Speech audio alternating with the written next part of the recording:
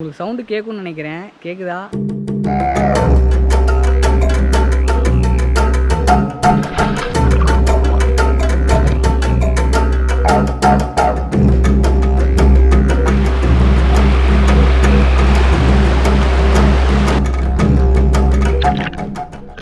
Hello guys, welcome back to our channel. நான் தான் உங்கள் செல்லு.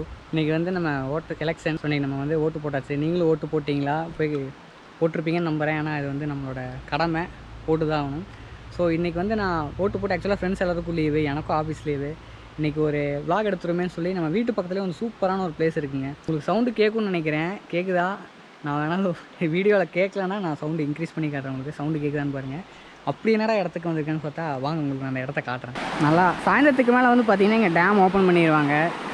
ஸோ இங்கே ரொம்ப ஸ்பீடாக தண்ணி இங்கே கல்லெல்லாம் இருக்குல்ல, இது மேலாம் தண்ணி வரும். ஸோ ரொம்ப டேஞ்சரான ஒரு இதுதான். பட் இங்கே சூப்பராக இருக்கும். சவுண்டு கேட்குறதுக்கு அழகாக இருக்கா?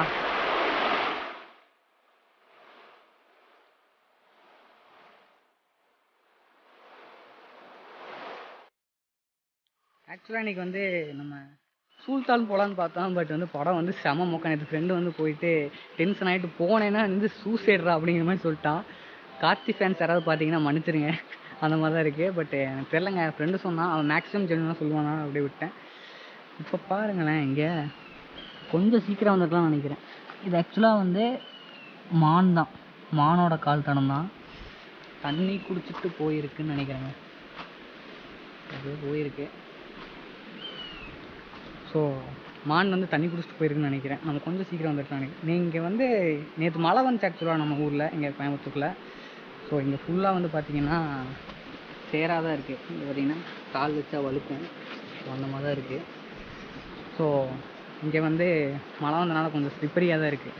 பட் நல்லா இருக்குது, சூப்பராக இருக்குது.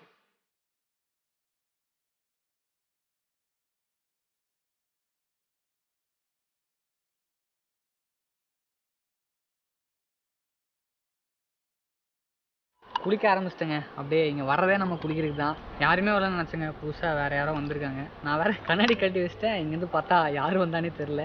கொஞ்சம் ஆனால் யார் வந்திருக்கான்னு சுத்தமாக தெரியலையா, கண்ணு தெரியாதான்னு கேட்காதீங்க. எனக்கு தெரியும், பட் ஃபேஸ்னால் யாருன்னு தெரியாது. நம்ம அந்தளவுக்குலாம் பவர் இல்லைங்க, கம்மி தான்.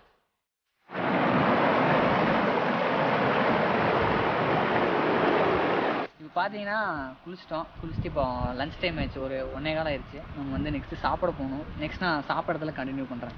இந்த பிளேஸ் நான் வந்து ஏன் முன்னாடியே வந்து டேஞ்சர்னு சொன்னேன்னா, இது வந்து ஆக்சுவலாக ரெஸ்ட்ரிக்டட் பிளேஸு. நம்ம இடம் சொல்கிறேன் எங்கேன்னு பார்த்தீங்கன்னா, நம்ம மேட்டுப்பாளையம் ஆறு தான், வேறு எங்கேயும் கிடையாது.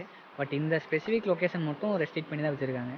இதே நான் எப்படி வந்தேன்னு பார்த்தீங்கன்னா, நம்ம ஃப்ரெண்டோட தோப்புக்கு பின்னாடி இருக்கனால நான் அவங்கக்கிட்ட கேட்டு, அவங்களே ஃபஸ்ட்டு விடலை. பட் இருந்தாலும் சரி கொஞ்சம் நேரம் டக்குன்னு போயிட்டோம் அப்படிங்க. சரி நம்ம இந்த இடத்த வீடியோவும் காட்டியதுன்னு சொல்லி தான் நான் வ்ளாக் பண்ணேன். ஸோ நம்ம இங்கே நெக்ஸ்ட்டு நம்ம லஞ்சுக்கு போகலாம்.